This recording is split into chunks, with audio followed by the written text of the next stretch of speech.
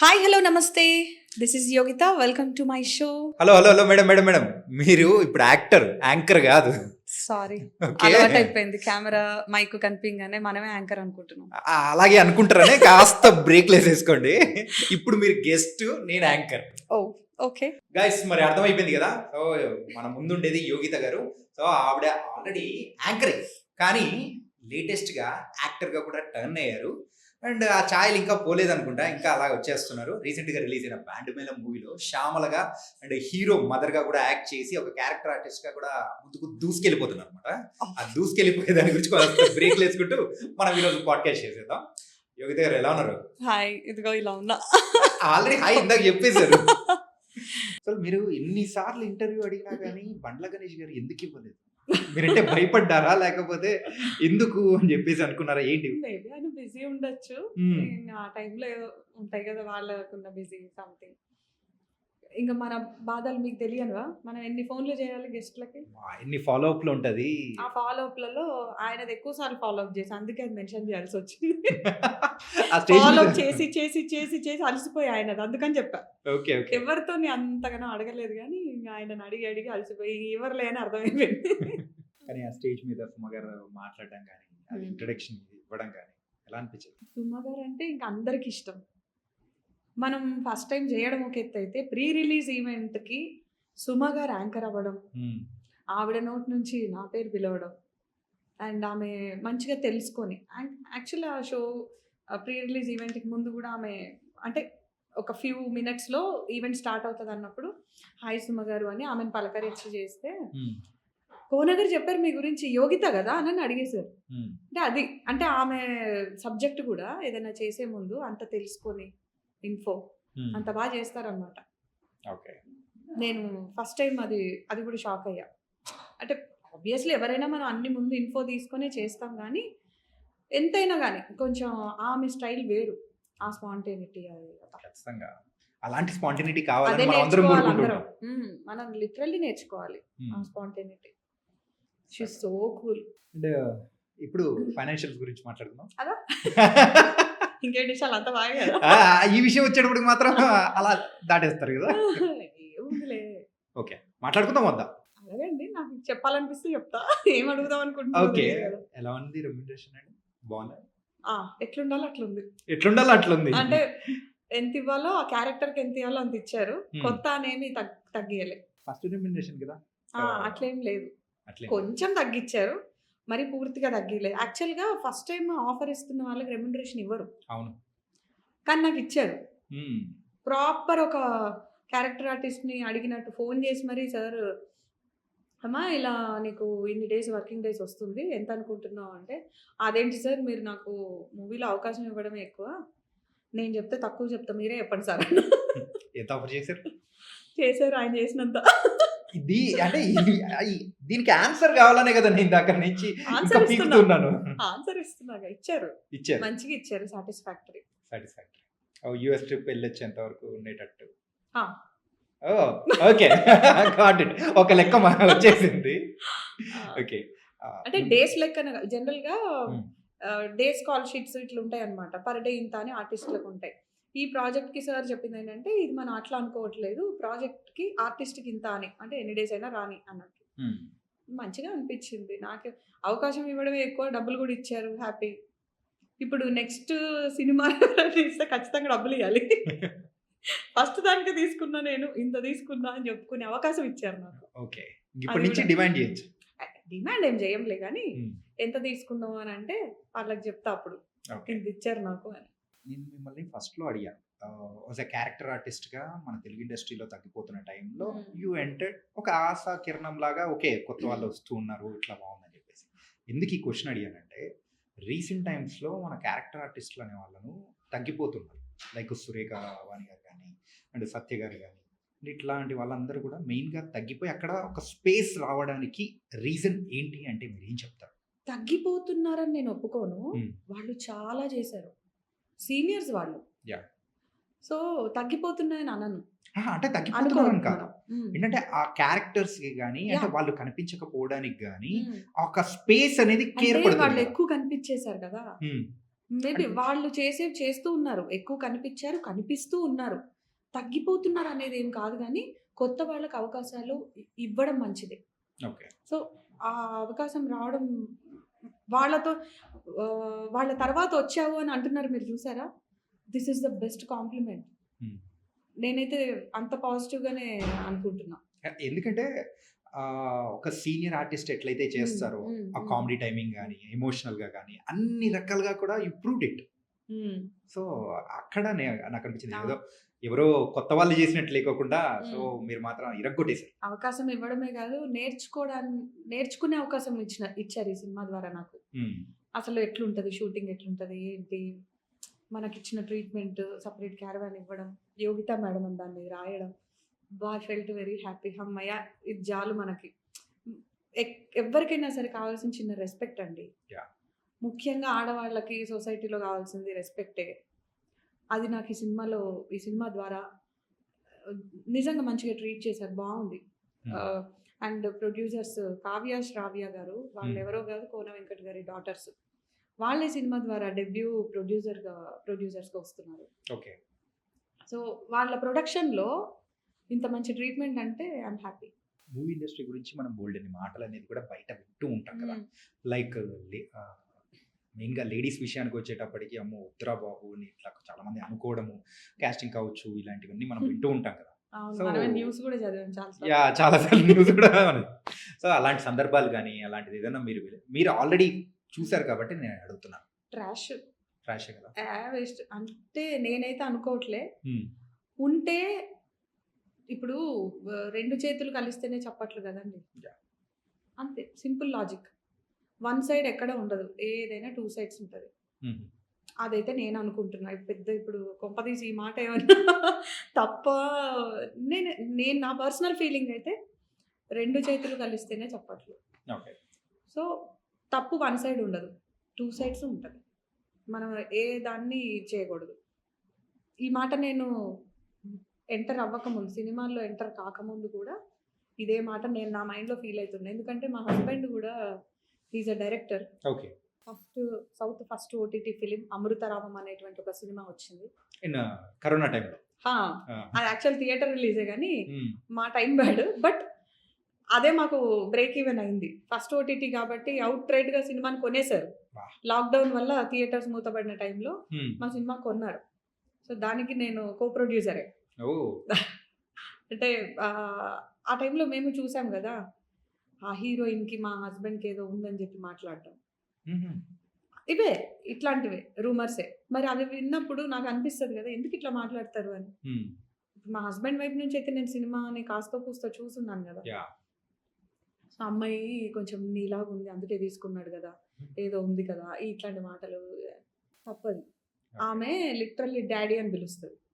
అంటే ఆయన ఉన్న స్ట్రిక్ట్ దీనికి డాడీ అని పిలుస్తుంది. నన్ను సొంత అక్కలాగా ట్రీట్ చేస్తుంది. వాళ్ళ ఫ్యామిలీ మెంబర్ నేను. అమ్మాయి మ్యారేజ్ అయితే కూడా వెళ్ళాం రీసెంట్గా బెంగళూరులో. సో అట్లా అన్ని మ్యాక్సిమం రూమర్స్ అనే నేను అనుకుంటా అండి. వర్కింగ్ విత్ కోర్ట్ కపుల్ ఏంటంటే వాళ్ళ పేర్ల కంటే కోర్ట్ కపుల్ అని మాత్రం వాళ్ళకు పేరు ఇచ్చేసారు ట్యాగ్ లైన్ గా. అప్పుడు కోర్ట్ కపుల్ కదా, చందు జాబిలి. ఇప్పుడు రాజమ్మ యాదగిరి, గిరిరాజి. సో మంచి క్యూట్ వాళ్ళిద్దరు. అంతేందుకు వాళ్ళ గురించి కూడా పిచ్చిగా మీమ్స్ ఇవన్నీ వచ్చినాయి కదా. అసలు వాళ్ళ గురించి ఏం తెలుసు అండి వీళ్ళకి, చిన్న పిల్లలు వాళ్ళు. అసలు లిటరల్లీ హార్డ్లీ 19-20 years అంతే. వాళ్ళు కోర్టు కన్నా ముందు నుంచి ఫ్రెండ్స్ అంట. అది సో ఫ్రెండ్షిప్ లో కామన్ కదా, కొట్టుకుంటారు, తిట్టుకుంటారు, నవ్వుకుంటారు, మాట్లాడుకుంటారు. ఎందుకు మాట్లాడతారో అర్థం అవ్వట్లేదు. అండ్ మీడియాలో మనం ఉన్నాము, మనల్ని కూడా బ్యాడ్గా అనుకుంటారు. ఇట్లాంటివి లేనివి పుట్టియద్దు పుకార్లు. ట్రాన్స్పరెంట్గా చెప్పడానికే కదా మన మీడియా ఉన్నది. సో అదొక్కటి కొంచెం బాధ అనిపిస్తుంది. మనం తప్పట్లేదే, ఇట్లాంటివి చూడాల్సి వస్తుంది. ఇలాంటిది ఏదన్నా మన మీద ఎదురవుతున్నప్పుడు కానీ సో దానికి రిటర్న్ సమాధానం చెప్పాలా, లేకపోతే ఇవన్నీ వస్తూనే ఉంటాయని చెప్పేసి పక్కకు తప్పుకొని వెళ్ళిపోవాలా? మీరు ఏం చెప్తారు? ఎవరు చెప్పాలి రిటర్న్ సమాధానం అంటే ఎవరైనా కానీ అంటూ ఉంటారు, మరి వాళ్ళకు మనం సమాధానం చెప్పాలా, లేకపోతే ఇవన్నీ వస్తూనే ఉంటాయి అని చెప్పేసి మన పని మనం చూసుకుంటూ వెళ్ళిపోవడం బెటర్. అంటే అప్పుడున్న సినారియో, ఆ సిచ్యువేషన్‌ని బట్టి ఉంటది రియాక్షన్. ఇప్పుడు అన్న వ్యక్తులు అంత గొప్పవాళ్ళ, వాళ్ళని బట్టి మన రియాక్షన్ ఉంటది. ఓకే. ఏనుగు వెళ్తుంటే ఎనకాల కుక్కలు చాలా మొరుగుతాయని ఉంటది. సో, మన పర్స్పెక్టివ్ ఏంటనేది మనం ఉన్నదాన్ని బట్టే రియాక్షన్ ఉంటది. యాహ్! నిజంగా మనం కరెక్ట్ ఉంటే దేనికి భయపడాల్సిన అవసరం లేదు. మనం ఏదైనా తప్పు చేసుంటే భయపడాలి. ఎంత టిపికల్‌గా మాట్లాడుతున్నారంటే అట్లా అనిపించిందా? జెన్యూన్‌గా మాట్లాడుతున్నా.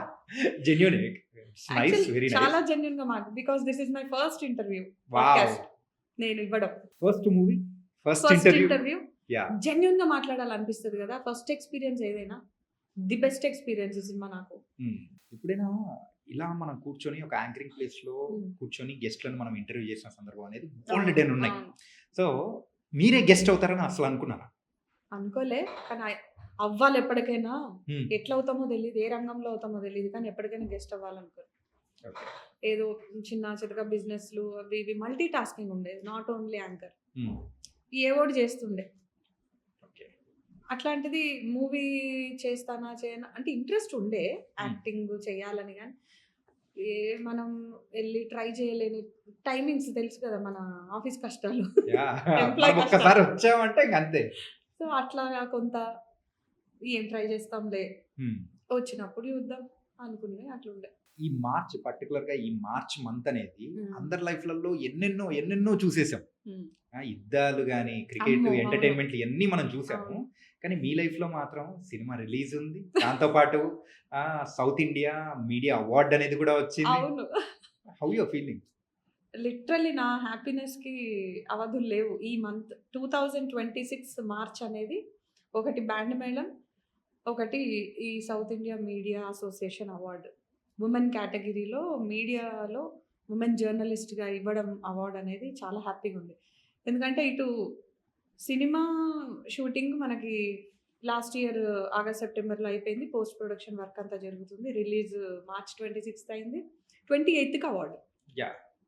అసలు back to back. Back to back అయింది. అటు మళ్ళీ మూవీ రిలీజ్ అవ్వడం పక్కన పెడితే రెస్పాన్స్ కూడా బాగుంది. Yeah. మౌత్ టాక్ రివ్యూస్ పక్కన పెట్టేసేయండి. మౌత్ టాక్ సూపర్‌గా వచ్చింది. మోర్ ఓవర్ నా క్యారెక్టర్‌కి కూడా అంత ఇంపార్టెన్స్ ఇవ్వడమే గాక నా గురించి కూడా ఇన్‌స్టాలో వాటిలో స్టోరీలు పెడుతుంటే అవి షేర్ చేసుకుంటూ ఈ హ్యాపీనెస్ ఒకవైపు, ఓవైపు ఈ అవార్డ్ తీసుకోవడం ఈ 2 ఒకేసారి జరిగిపోయింది. నేను ఇందాక అన్నా గదా! ఇటు మనకి 2 ఇంపార్టెంటే మీడియా అండ్ సినిమా. 2 కళ్ళు. యాహ్! 2 హ్యాపీ. దాని పరంగానే మార్చ్‌లో మీకు 2కు అవును. సంబంధించిన గుర్తింపులు వచ్చాయి. సో, ఈ ఇయర్ రికగ్నిషన్ ఇయర్ ఏమో అనుకుంటున్నా. Yeah. మనము ఒక 20 ఏళ్లుగా మీడియాలో ఉండి ఇన్ని చేసాం. అన్ని ఛానెల్స్ వర్క్ చేశాను గానీ, దానికి సంబంధించిన అవార్డ్స్ అదంతా వచ్చినాయి వేరే గానీ, ఇంటర్వ్యూ నన్ను చేయడం అనేది సినిమాలో నేను కనిపించడం వల్లనే మీరు ఇంటర్వ్యూ చేస్తున్నారు ఈరోజు. Yeah. లేకపోతే మీరు కూడా పట్టించుకోకపోదు. లిటరల్ మన భాషలో చెప్పాలంటే ఏకకపోతుండే. అవునా? అంత మాట ఎందుకు లేండి మనం. అంతే. నిజమే. అంటే ఒక మనిషికి ఒక చిన్నపాటి గుర్తింపు వస్తే కానీ ఎవరు మనం ఏంటనేది గుర్తించరు. Yeah. ఏదో అంతే. నాకు తెలిసింది చెప్పా. అపార్థం చేసుకోవద్దు. చాలా అర్థం ఉంది. అందులో అపార్థం ఏం లేదు. Fact. What the best moment so ఈ జర్నీలో? ఏ జర్నీ? Movie journey. ప్రతిదీ బెస్ట్ మూమెంటే. డే 1 షూటింగ్ ఒక ఎక్స్‌పీరియన్స్ అయితే, షూట్ ఎండ్ అయ్యే వరకు మనకు ఎక్స్‌పీరియన్స్ వచ్చేసి అబ్బా! అది ఇప్పుడు ఉండాల్సింది తీస్తుంటే ఆ సీన్ అనిపిస్తది. ఆ ఎక్స్‌పీరియన్స్ గెయిన్ చేసుకొని ఉంటాం కాబట్టి. గెయిన్ చేసుకొని ఉంటాం కదా! అట్లా అబ్బా! ఇప్పుడుంటే అయితే ఇప్పుడు అర్థమైంది ఏంటంటే నెక్స్ట్ గనక ఏదన్నా ఆఫర్ వస్తే గనక ముందు దాని గురించి బాగా తెలుసుకొని ఆ క్యారెక్టర్‌ని మనం లీనమైపోయి ఎట్లా చేయాలనేది అర్థమైంది. ఓకే. కాన్ఫిడెన్స్ వచ్చింది ఈ సినిమా. యాక్చువల్లీ నేనేమనుకున్నా అంటే చేయగలుగుతామా లేదా ఎట్లా చేస్తామా ఏందో డౌట్ ఉండే. ఈ సినిమా చేసిన తర్వాత నేను కూడా యాక్టింగ్ చేయాలన్న కాన్ఫిడెన్స్ వచ్చింది. ఒకటి చేస్తే ఆటోమేటిక్‌గా వచ్చేసినట్టు. అప్పుడు నేను ఫిక్స్ అయ్యా. ఓకే నేను కూడా చేయొచ్చు. బ్యాడ్ ఎక్స్‌పీరియన్స్ అట్లేం లేదా? ఓకే. సూపర్. అంటే ఇప్పుడు జర్నలిజం కెరియర్ విషయానికి వచ్చేటప్పటికి ఎంతో మందిని ఇంటర్వ్యూ చేసి ఉంటారు. So what's the best experience? Charan గారి ఇంటర్వ్యూ బాగా వచ్చింది ఎక్స్‌పీరియన్స్. అండ్ మన సినిమాటోగ్రఫీ మినిస్ట్రీ ఇక్కడ కూడా సినిమా కోమటిరెడ్డి వెంకటరెడ్డి గారి ఇంటర్వ్యూకి వెళ్ళడం. అంటే ఇది చాలా చేసా. అంటే రిపోర్టింగ్స్‌కి కూడా వెళ్తుండే. ఆ టైంలో నేను కేసీఆర్ గారిని కలిసి ఫోటోలు దిగడము. అప్పటికి నేను టీ న్యూస్‌లో వర్క్ చేస్తున్నా. బెస్ట్ ఎక్స్‌పీరియన్స్ అనాలో, బెస్ట్ మూమెంట్ అనాలో తెలీదు. 2 అంటే మన తెలంగాణ తొలి ముఖ్యమంత్రితో కలవడము, రెండో ముఖ్యమంత్రిని ఆయన ముఖ్యమంత్రి అవ్వకముందు కలిసిన ఫోటో అండ్ సీఎం అయిన తర్వాత షేర్ చేసుకోవడం. అంటే మనం అందరిని కలిసేసాం కదా! వాళ్ళు ఏమవుతారనేది మనకు తెలీదు. యాహ్! అందరు పొలిటీషియన్స్‌ని ఇంటర్వ్యూ చేయడము, సెలబ్రిటీస్ ఇంటర్వ్యూ చేయడము. మహేష్ బాబు గారి ఇంటర్వ్యూ స్పెషలే. వావ్! విజయ్ దేవరకొండ ఇంటర్వ్యూ స్పెషలే. రామ్ చరణ్ గారి ఇంటర్వ్యూ. నాని గారి ఈగా ఆడియోనో ప్రీ రిలీజ్ ఈవెంటో తెలీదు. ఎన్టీవీ నుంచి నేను అది కవర్ చేయడానికి వెళ్ళినా అనమాట. ఓకే. ఎంటర్‌టైన్‌మెంట్‌లో ది బెస్ట్ అంటే జెమినీ గదా! అప్పుడు నాకు బాగా గుర్తుంది. జెమినీ టీవీ వాళ్ళు కొంచెం మాకు కూడా అవకాశం ఇవ్వండి అని అన్నారు. అందరూ బైక్స్ తీసుకుంటుంటే. అంటే ఓహో! మనం దూసుకెళ్తున్నాం అన్నట్టు. యాహ్! Happy moment. చాలా ఉన్నాయి. ఒకటని చెప్పలేంలే. ఇప్పుడు the bad experience in the media what you faced? Bad experience అనే కాకపోయినా వర్స్ట్ ఎక్స్‌పీరియన్స్. అరే! This is the bad day in my life. మళ్ళీ ఇంకొకసారి ఇలాంటివి జరగకూడదు అని అనుకున్న సందర్భం ఏదైనా? ప్రెగ్నెన్సీ టైంలో నేను ఒక ఛానల్ నుంచి వెళ్ళిపోవడం. ఓకే. యాక్చువల్లీ కెరియర్ మనకి చాలా ఇంపార్టెంట్. ముఖ్యంగా అమ్మాయిలకి స్క్రీన్ మీద విజిబుల్ కాబట్టి ఇంపార్టెంట్ కదా! అప్పటికి నాకు జస్ట్ కన్ఫర్మ్ అయింది అంతే ప్రెగ్నెన్సీ. నేను ముందే మాట్లాడుకున్నా. ఇట్లా ప్లానింగ్ ఇంట్లో ఉందని అప్పటికి మ్యారేజ్ అయ్యి 10 మంత్స్ అయిందనమాట. ఇట్లా ఇంట్లో కూడా నాకు ఆ ఛానల్ ఓనర్ మీద ఏమాత్రం లేదు కోపం. ఎట్లా అంటే హీ ఈజ్ వెరీ గుడ్. ఆయన మామూలుగా అపాయింట్మెంట్ ఇస్తుండే అంత బాగుంటుండే. ఈ కింద ఉండే వాళ్ళు ఎవరైతే ఉంటారో డైరెక్ట్ యాక్సెస్ మనకు ఉండదు కదా చైర్మన్స్తోని. అంటే ఉంటుంది బట్ ఎంతో ఇంపార్టెంట్ అయితే కానీ డైరెక్ట్ యాక్సెస్ ఉండదు కదా. నేనేమో మంచిగా చైర్మన్తో కానీ మేడం వాళ్ళ వైఫ్తో కానీ మంచిగా మాట్లాడుకున్నా, ఇట్లా ప్లాన్ చేసుకున్నా. ఎందుకు మనకి 2-3 ఉన్నాయి కదా, ఇది కాకపోతే అది వాయిస్ ఓవర్స్ కూడా చేసుకోవచ్చు, ఇబ్బంది ఏముంది అని ఉన్న పలానా శాలరీ కట్ చేస్తామన్నారు. ఓకే. హాఫ్ శాలరీ చేస్తామన్నారు. దానికి ఓకే. అన్నిటికీ ఓకే అయిపోయి రేపటి నుంచి వచ్చేసేయండి వాయిస్ ఓవర్స్కి షిఫ్ట్ కంటే ఓకే అన్నా. వచ్చేమన్నది కాస్త బోర్డ్ మీటింగ్లో డిసైడ్ అయింది, మీరు ఇప్పుడు లీవ్ పెట్టేసి ప్రెగ్నెన్సీ డెలివరీ అయిన తర్వాత మళ్ళీ రండి అని. అంటే మరీ చిన్నపిల్లలం కాదుగా, అదే బ్రహ్మానందం అన్నట్టు మరీ అంత దోళ్ళ కనబడుతున్నా. అట్లా నేను అప్పుడు ఇక్కడికి ఎందుకు వస్తా అని చెప్పి 4.5 months ప్రెగ్నెన్సీ అంటే నేను మానేసినప్పటికి 2.5 months ఈలో ఖాళీగా ఉన్నా. గిఎఫ్ ఉన్నాయి, పెద్ద ఇది లేదు. సో ఆ తర్వాత నెక్స్ట్ ఒక ఛానల్లో జాయిన్ అయ్యా. ఆబ్వియస్లీ నాకు 4.5 months ప్రెగ్నెన్సీ టైంలో ఇక్కడ ఉన్న దానికన్నా తక్కువ శాలరీకే వెళ్ళాలి, కానీ స్క్రీన్ విజిబిలిటీ నాకు మంచి ఎక్స్పీరియన్స్ ఇచ్చింది ఒకనొక ఛానల్. ఆ తర్వాత పాప పుట్టింది. నేను లీవ్ పెట్టింది హార్డ్లీ 8th monthలో లీవ్ పెట్టా. 10th monthలో పాప పుట్టింది. ఇంకొక ఛానల్లో ఇక్కడ మానేసిన దానికన్నా డబుల్ శాలరీ నాకు దేవుడు ఇప్పించాడు. అట్లా అన్ఎక్స్పెక్టెడ్ ఎక్స్పీరియన్స్ మ్యాటర్స్ అంతే. నేను ఏదైతే ప్రెగ్నెన్సీ టైంలో జాయిన్ అయిన ఛానల్ ఉందో, నేను ఫ్రేమ్ల గురించి బాధపడుతుంటే మాకు కంటెంట్ ఇంపార్టెంట్ అమ్మా అని, పొట్ట ఇంతుందా కాదు ఉండని అని అన్నారు. కానీ అలా అనేవాళ్ళు చాలా తక్కువ మంది ఉంటారు. ఈవెన్ మన మీడియాలో ఒక విషయం వచ్చేటప్పటికి అబ్బాయిలంటే మేము వేరు కానీ అమ్మాయిల విషయంలో మాత్రం ఎందుకు తొక్కుతారో తెలియదండి. తొక్కుతారు కానీ అది రీజన్ అని ఉండాలి, ఏందో తెలియదు. బ్యాడ్ ఎక్స్పీరియన్సెస్ కూడా ఫేస్ చేసాం, కానీ అన్నీ మన మంచికే. వాటి వల్లే మనం స్ట్రాంగ్ అయ్యాం. నేను ఒకప్పుడు యోగిత అయితే ఫుల్ సెన్సిటివ్. అసలు ప్రతి చిన్నది ఏదైనా ఇంత అంటే కూడా ఏడ్చేస్తుండే. బాగా స్ట్రాంగ్ అయిపోయా. ఈ 18 ఏళ్ల మీడియా కెరీర్లో ఏం నేర్చుకున్నావు అంటే స్ట్రాంగ్ అవ్వడం నేర్చుకున్నా. 20 ఏళ్ల కెరియర్లో ఏం నేర్చుకున్నావు అంటే స్ట్రాంగ్ అవ్వడం నేర్చుకున్నా. ఇంతకు ఎక్కడ కెరియర్ స్టార్ట్ అయింది? నేను కాలేజ్లో నా ఇంటర్ ఫస్ట్ ఇయర్లో ఉన్నా 2005లో. అప్పుడు ఈటీవీ 2 నేరాలు ఘోరాలు అని ఉండే. నూతన ప్రసాద్ గారు వస్తే మాట్లాడతారు అదే కదా. ఇప్పుడు అది కామెడీ అందరికి. అప్పుడు అది చాలా ట్రెండింగ్. 15-20 ఎపిసోడ్లు చేస్తున్నా నేను అందులో. తర్వాత ప్రోగ్రామింగ్ యాంకరింగ్ ఈటీవీ మూవీ మిర్చి అని ఈటీవీలో నైట్ 11:30కి వచ్చేది. మూవీస్కి మూవీస్ గురించి యాంకరింగ్ మయూరి, Yeah. సినీ రంజన్ ఇలాంటి 1-2 సార్లు తక్కువే చేశా కానీ అవి ప్రోగ్రామింగ్ యాంకరింగ్. బట్ నాకు ఎక్స్పీరియన్స్ అట్లా కూడా ప్రోగ్రామింగ్ యాంకర్ లాగా ఎక్స్పీరియన్స్ వచ్చింది. Okay. సో ఆ తర్వాత 2007 అంటే 5 to 7 అట్లా 7లో వచ్చేసరికి యూకే బేస్డ్ ఛానల్ ఒకటి వచ్చింది తెలుగు. అది యూకేలో వస్తుంది అనమాట. ఓకే. దాంట్లో న్యూస్ అనేది రికార్డింగ్ది స్టార్ట్, లైవ్ కాదు. అప్పుడు రికార్డ్ చేసి అక్కడ పంపించడం. ఆ ఛానల్ నేమ్ కూడా మన తెలుగు అని ఒకటి ఉంటుండే. మంచి నాకు అందులో కూడా ఆపర్చునిటీ. దానివల్లే నేను న్యూస్లోకి ఎంటర్ అవ్వడం. అక్కడ నుంచి డైరెక్ట్ ఎన్టీవీలో జాయిన్ అయ్యా. ఎన్టీవీ నా మాతృ సంస్థ. ఎట్లయితే లైవ్ అవకాశాలు ఇచ్చారో నరేంద్ర చౌదరి గారికి నేను థ్యాంక్స్ చెప్పుకోవాలన్నమాట. ఆయన అవకాశం ఇవ్వడం వల్లే నాకు ప్రూవ్ చేసుకునే ఇది దొరికింది అక్కడ. దాని తర్వాత టీ న్యూస్ కానివ్వండి, ఏబిఎన్ కానివ్వండి, V6 కానివ్వండి, ఈ యాజమాన్యాలు కూడా నాకు బాగా సపోర్ట్ చేసినాయి. సో ఉన్న అన్ని న్యూస్ ఛానల్స్లో అలా మళ్ళీ ఒక్కొక్క దగ్గర 6 సంవత్సరాలు 4 సంవత్సరాలు అట్లా ఏం తక్కువ ఏం చేయలే. ఒకవేళ జర్నలిస్ట్ కాకపోయిందంటే యోగిత గారిని మేము ఎక్కడ చూసింటాం? ఏ రియల్ ఎస్టేట్ బిజినెస్ లోనో ఏమో చూస్తుండేనేమో. ఓకే. ఎందుకంటే అప్పుడు నేను నా ఫస్ట్ ఎర్నింగ్ అట్లా కూడా స్టార్ట్ అయింది. అది రియల్ ఎస్టేట్ కంపెనీలోనే ఒక టెలికాలర్గా చేశా, పార్ట్ టైంగా సరదాగా చేసిన. అది కాస్త అనుకోకుండా మీడియాలోకి రావడం వల్ల అట్లా. లేకపోతే దాంట్లోనే ఇంకా గ్రేడ్స్ ఉంటాయి. నెక్స్ట్ నాకు అందులో కూడా కార్వీలో ఆఫర్ వచ్చింది. ఇట్లా అంటే ఆ టైంలో 2006 టైంలో కదా. అట్లా మేము కాకపోతే అట్లా కార్పొరేట్లో ఏమన్నా అయిపోతుందేమో తెలీదు. ఇప్పుడు అయ్యాం కాబట్టి ఇదే ప్రొఫెషన్ అయిపోయింది. మీడియాలోకి ఎంటర్ అయ్యాం కాబట్టి ఇదే ఇంకా ప్రొఫెషన్ అయిపోయింది. ఇందులోనే ఉంటా కూడా. వస్తే సినిమా ఆఫర్స్ వస్తే చేస్తా. సూపర్ అండి. మనకైతే ఒక యాంకరింగ్ ప్రొఫెషన్, జర్నలిజం ప్రొఫెషన్, ఇంకో పక్క అయితే మూవీస్, యాక్టింగ్ ఇలా వెళ్ళిపోతున్నారు. కాబట్టి చూస్తూ ఉంటే జర్నలిజం బోల్డంత చేశారు. ఇప్పుడు యాక్టింగ్ సైడ్ లో ఇప్పుడు దున్నేసేయండి.